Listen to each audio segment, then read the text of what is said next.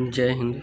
मैं चंदन कुमार आज आपको अपने YouTube channel me for you पर CISI के कुछ गुना गुनी वाले सवाल बताऊंगा, जिसे आप लोग अक्सर कंफ्यूज हो जाते होंगे कि कैसे बनाएं। तो आज से आप इस टाइप के सवाल पे आप कंफ्यूज ना होइएगा। तो चलिए स्टार्ट करते हैं। जैसे कि आपको दिख रहा होगा क्वेश्चन में कि कोई धन 10% वार्षिक ब्याज की दर से कुछ समय में दुगना हो जाता है, तो समय ज्ञात करें। यानी आपको यहाँ समय ज्ञात करना है। तो यहाँ सॉल्यूशन में करेंगे क्या कि एक फार्मूला है n-1 बटा में x गुने 100। ये आपका फार्मूला है। इसको कैसे पुट अप करेंगे फार्मूला पे वो आप देखिए। यहाँ n दिया हुआ है। जहाँ पे n दिया हुआ रहेगा या किसी भी सवाल में जहाँ पे गुना गुनी जहाँ पे दिया रहेगा 2 गुना 3 गुना 4 गुना 5 गुना, आपको वहाँ पे पुट अप करना है। तो यहाँ करेंगे क्या कि यहाँ n है तो n की जगह पे 2 और -1 बटा में x पे वहाँ पे लिखना है 10%। x का यहाँ पे हो जाएगा आपको 10% गुने 100। यहाँ पे 10 में आपको यहाँ पे 10% वार्षिक दिया रहेगा, 10% समय दिया रहेगा या जो भी दिया रहेगा यहाँ पे करेंगे। और n पे यहाँ हमेशा ध्यान में रखेंगे, यहाँ पे जहाँ पे गुना लिखा रहेगा यानी 2 गुना 3 गुना वहीं पे n लिखेंगे। n का मतलब हुआ 2 गुना 3 गुना, यही आप यहाँ पे लिखिएगा। तो यहाँ पे सॉल्व करेंगे। यहाँ पे 1/10 गुने 100, ये 10 से इसमें भाग जाएगा तो आपको 10 आएगा बराबर 10%। यानी कि आपका जो समय जो हो जाता है वो कितना हो जाएगा 10 वर्ष। यही आपका आंसर हो जाता है। चलिए एक नेक्स्ट सवाल की ओर चलते हैं। जैसा कि यहाँ पे आपको दिख रहा है कि कोई धन कितने परसेंट ब्याज की दर से 4 वर्ष में 9 गुना हो जाएगा। तो यहाँ पे सॉल्व करेंगे। आपको जैसा कि आपको फार्मूला बता दिए हैं कि n-1 × 100 बाई x।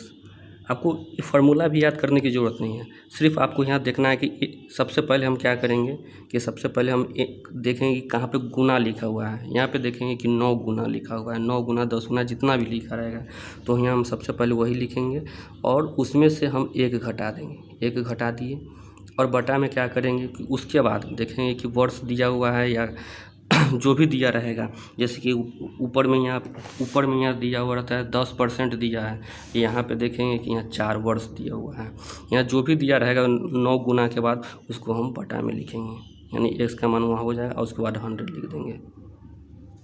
उसके बाद क्या करेंगे कि 9 में से 1 गया तो 8/4 गुना 100, इसमें से 2 मरते में जाएगा बराबर हो जाएगा आपको 200। तो आपका हो जाएगा 200। यहाँ क्वेश्चन में पूछ रहा है कि कितने परसेंट, यानी कितने परसेंट ब्याज की दर से, यानी आपको दर पूछ रहा है तो आपका 200% आपका यही आपका आंसर हो जाएगा। आइए अगले क्वेश्चन की तरफ चलते हैं। जैसा कि आप यहाँ देख रहे हैं कि 10% वार्षिक ब्याज की दर से कितने वर्ष में वह धन जो है 5 गुना हो जाएगा। तो हम क्या करेंगे सबसे पहले कि जहाँ गुनी रहता है तो वहाँ गुनी जहाँ पे रहेगा, यहाँ 5 गुनी पूछ रहा था, 5 में से 1 घटा देंगे। अब बटा में 10% दिया हुआ रहता है तो वहाँ पे 10% 5% जो भी दिया हो रहा है तो बटा में लिख देंगे। बाकी बात बटा में लिखेंगे तो 10 और इसको 100 से मल्टीप्लाई कर देंगे तो 10 से इसमें जाएगा तो 10 मरते में, और 5 में से 1 गया तो कितना हो जाएगा 4 और गुने 10 बराबर आपको हो जाएगा 40। यानी कि आपको पूछ क्या रहा है कितने वर्ष में, तो आपका ये कितना हो जाएगा 40 वर्ष। चलिए अब कुछ एसआई के तो हो गए हैं। चलिए अब कुछ गुना-गुनी वाले प्रश्न चक्रवृद्धि ब्याज में कैसे बनेंगे वो हम देखते हैं। तो चलिए आइए हम नेक्स्ट सवाल की ओर चलते हैं। तो जैसा कि आपको क्वेश्चन दिख रहा है कि कोई धन राशि चक्रवृद्धि ब्याज से 15 वर्ष में दोगुना हो जाती है, यानी कि 15 वर्ष में अब 2 गुना हो जाता है, तो यह राशि कितने वर्ष में 8 गुना हो जाता है। 15 वर्ष में 2 गुना हो जाता है तो कितने वर्ष, यानी कि आपको समय ज्ञात करना है कि आपको कितने वर्ष में आपको जो है सो कि 8 गुना हो जाएगा। तो हम आइए देखते हैं कि हम इसको कैसे सॉल्व करेंगे। तो सबसे पहले हम यहाँ पर लिखने का यहाँ पे देखिए कि हम कैसे लिखते हैं। यहाँ पर T1 पहले लिखेंगे, T1 बराबर N1 और यहाँ T2 बराबर N2, यहाँ ऐसे लिखेंगे। तो यहाँ पे आपका T1 क्या हो जाएगा 15 वर्ष, यानी कि सबसे पहले दिया हुआ है 15 वर्ष, तो यहाँ लिख देंगे 15 बराबर 15 वर्ष में यहाँ पे 2 गुना हो जाता है, तो 15 वर्ष में 2 गुना हो जाता है तो कितने वर्ष में, यानी कि आपको T2, तो यहाँ T2 के जगह पर T2 कुछ दिया हुआ नहीं है तो इसलिए T2 के जगह पर हम T2 लिख देंगे। उसके बाद तो कितने वर्ष में 8 गुना हो जाता है, तो यहाँ पे हम 8 लिख देंगे। उसके बाद हम क्या करेंगे कि आपका जो है N1, जो आपका N1 है, यानी कि आपका N1 आपका 2 हो जाता है, तो यहाँ पे हम 2 और N1 के पावर हम T2 लिख देंगे। N1 के पावर T2 करेंगे तो यहाँ पर T2 कुछ दिया हुआ नहीं है तो T2 लिख देंगे बराबर। अब आपका N2 आ जाता है, तो N2 कितना हो जा रहा है आपका 8, तो N2 के पावर जो है आपका T1, यानी T1 जो है 15 है, तो यहाँ पे हम लिख देंगे 15। उसके बाद हम क्या करते हैं कि यहाँ पे सिंपली हम देखते हैं, यहाँ 2 के 2 लिख दिए, 2 के पावर T2 बराबर, यहाँ पे 2 है इसलिए हम यहाँ पे भी हम 2 लिख दे रहे हैं, यहाँ पे 2 है इसलिए हम 2 यहाँ लिख रहे हैं, तो 2 और 2 के पावर हम कितना लिखेंगे, 2 के पावर हम कितना लिखेंगे कि आपका ये 8 हो जाएगा। तो 2 के पावर अगर हम 3 लिखते हैं, 2 के पावर हम 3 लिखते हैं तो हमारा ये जो है सो 8 हो जाता है। यानी कि कहने का मतलब है कि 2 गुने 2 गुने 2, यानी कि 2 दूना 4 और 4 दूना 8, यानी कि 2 के पावर जो होता है वो हम 3 लिखते हैं, तो आपका यहाँ 8 हो जा रहा है, हमको इसके बराबर करना है। उसके बाद हम 15 कर देते हैं, हो गया सिंपली। तो उसके बाद हम क्या करते हैं कि ये जो पावर का जो बेस है, ये जो बेस है, तो ये बेस से बेस पहले कट जाएगा, बेस से बेस कट जाता है, तो ये हम यहाँ मेरा ये इससे कट गया, तो यहाँ पे T2 बराबर और ये इसमें गुना हो जाता है, तो 15 तिया 45, यानी कि आपका T2 जो होता है वो 45, मतलब यानी कि 45 वर्ष में आपका जो है वो कितने वर्ष में 8 गुना हो जाता है, तो 45 वर्ष में आपका जो है सो 8 गुना होगा। आइए हम इसको और शॉर्ट में हम कैसे लिखेंगे वो चीज़ देखते हैं। क्या करेंगे कि यहाँ जो 15 वाले यहाँ पे आपको दिख रहा होगा कि यहाँ पे 15 वर्ष में 2 गुना हो जाता है, तो यहाँ सबसे पहले हम क्या लिखेंगे 15 वर्ष में आपका 2 गुना हो जा रहा है, तो कितने वर्ष में, यानी कि T2 आपको निकालना है, तो कितने वर्ष में है जो आपको 8 गुना हो जाएगा, तो यहाँ पे हम सिंपली से 8 लिख देंगे। यहाँ पे हम देखेंगे क्या कि हम 2 के पावर हम क्या लिखें, 2 इतना भी हमको इतना लिखने की ज़रूरत नहीं है, इसलिए हम देखेंगे शॉर्ट में, आपको देखते मात्र आपको आंसर करना है। तो उस हिसाब से हम क्या करेंगे, तो कितने के पावर हम 2 के पावर हम कितना रखेंगे कि 8 हो जाएगा, तो हम यहाँ सिंपली से जानते हैं कि 2 के पावर अगर हम 3 रखते हैं, 2 के पावर हम क्या करेंगे, 2 के पावर अगर हम 3 रखते हैं तो हमारा 8 हो जाता है। तो हम T2 निकालने के लिए क्या करेंगे, T2 बराबर N1 गुने और T1, आपका T1 है ना, तो T1 का पावर, तो क्या होगा N1 क्या हो गया 15 और गुने 3 बराबर 45 वर्ष। चलिए हम और आपको इसी टाइप से ऐसे ही और हम चक्रवृद्धि ब्याज का और दूसरा क्वेश्चन आपको बताते हैं कि आप और इसको कैसे बनाइएगा। आइए तो हम सीआई के इस प्रश्न को देखते हैं। क्या है कि कोई धनराशि चक्रवृद्धि ब्याज, सीआई मतलब कंपाउंड इंटरेस्ट और उसका हिंदी होता है चक्रवृद्धि ब्याज। कोई धनराशि सीआई से 4 वर्ष में दोगुनी, तो यहाँ पे 4 वर्ष में क्या हो जा रहा है आपका 2 गुना हो जा रहा है। 4 वर्ष में 2 गुना हो जाती है, तो वह राशि अपने से 8 गुना, यानी कि आपका 8 गुना, यानी कि आपका N2 दिया हुआ है, ये 8 गुना वह राशि अपने से 8 गुनी उसी ब्याज की दर से कितना समय में होगा। आपका यहाँ पे आपको देख रहे हैं कि समय दिया हुआ है, तो T2 आपको ज्ञात करना है। तो हम क्या बताए हैं कि हमको 2 के पावर हम कितना रखेंगे कि आपका यहाँ पे 8 हो जाएगा। तो सिंपली हम जानते हैं कि 2 के पावर हम 3 रखेंगे तो 8 हो जाएगा। तो हम क्या करेंगे T2 बराबर 4 में हम इसको पावर से गुना करेंगे, 4 में इसके हम पावर से गुना करेंगे, 4 गुना 3 बराबर 12 वर्ष।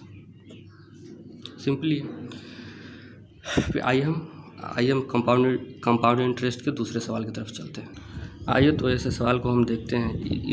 इस प्रश्न को आप थोड़ा सा ध्यान से देखिएगा। ऐसे प्रश्न में आपको थोड़े से डिफरेंस मिलेंगे।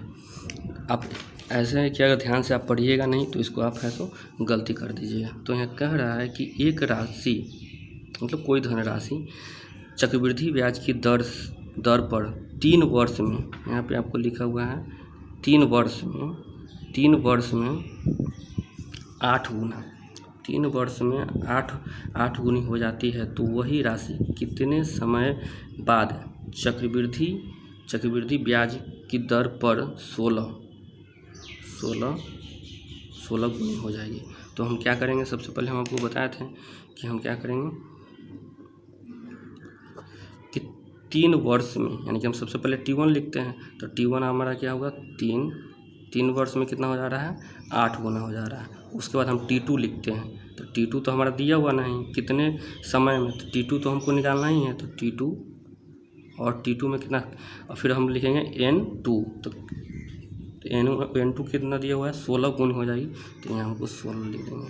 अब यहाँ हम देखेंगे हम लोग गलती क्या करते हैं कि आप अगर 8 के पावर 16 लाने के लिए 8 के पावर अगर 2 लिख देते हैं, तो 8 के पावर जैसे ही आप 2 लिखते हैं तो क्या हो जाता है, 8 के पावर अगर 2 लिखते हैं तो 8 गुने 8 बराबर आपका 64 हो जाता है, ना कि 16 आता है, आपका यहाँ पे 64 आ जाता है। तो इसलिए आपको यहाँ ध्यान देना होगा कि हमको कैसे करना है। तो यहाँ देखिए कि कैसे करते हैं। तो सबसे पहले हम क्या करेंगे कि ये जो 8 है इसका हम रूट क्यू निकालेंगे, ठीक है। इसका क्यू रूट अगर हम निकालते हैं तो क्यू रूट निकालने के लिए हम क्या करेंगे कि इसका क्यू रूट निकालने के लिए हम क्या करते हैं कि यहाँ पे निकालेंगे तो यहाँ पे आपका आएगा 2 के पावर जैसे ही हम आप 1/3 रखते हैं, 2 के पावर 1 हम जैसे ही 3 रखते हैं तो हमारा क्या हो जाता है 2 के पावर मतलब सॉरी हम 8 का क्यू रूट निकालते हैं तो यहाँ पे 2 और 1/3 लिखते हैं, हम लिखते हैं ना। जैसे क्यू रूट निकालने के लिए हम क्या करते हैं कि यहाँ पे 3 और 8 ऐसे लिखते हैं, तो इसको हम निकालेंगे तो 2 आ जाता है, ठीक है। और हम इसको ऐसे लिखना है तो हम क्या करेंगे 1/3 लिखते हैं, ठीक है। तो 1/3 लिखते हैं तो हम क्या करेंगे कि ये आएगा, तो हम और उसके पावर हम 16 लाने के लिए क्या करेंगे इसका हम पावर 4 डालेंगे, ठीक है।